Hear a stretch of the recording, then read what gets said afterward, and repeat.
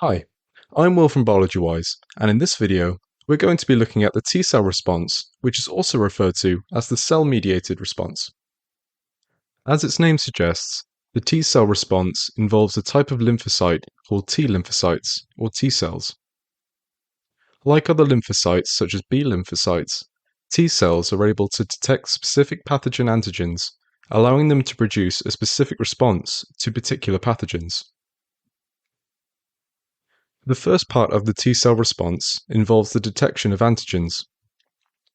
T-cells can only detect and respond to antigens that are presented to them by other cells called antigen-presenting cells. Phagocytes are able to act as antigen-presenting cells.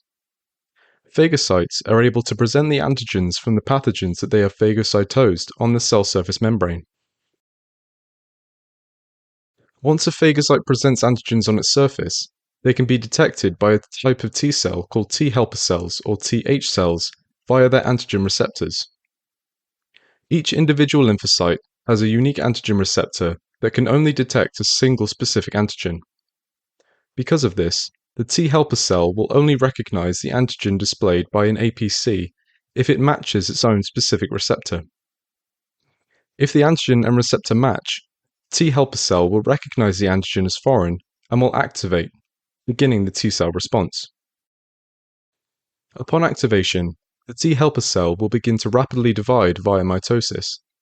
This produces genetic clones that can develop into either more T helper cells or other specialized T cells.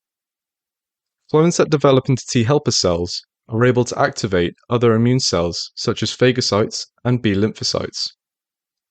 The specialized forms of T cells produced include cells such as memory T cells and cytotoxic T cells, otherwise called TC cells.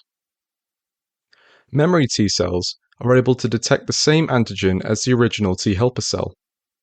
This creates a pool of T cells that are able to respond rapidly if the specific pathogen is encountered again. Cytotoxic T cells are a form of T cells that are able to kill abnormal body cells such as cancer cells, as well as our own cells that have been infected by pathogens such as viruses and bacteria. Cytotoxic T cells produce a protein called perforin that creates holes in the cell surface membrane of the target cell, which dies as a result.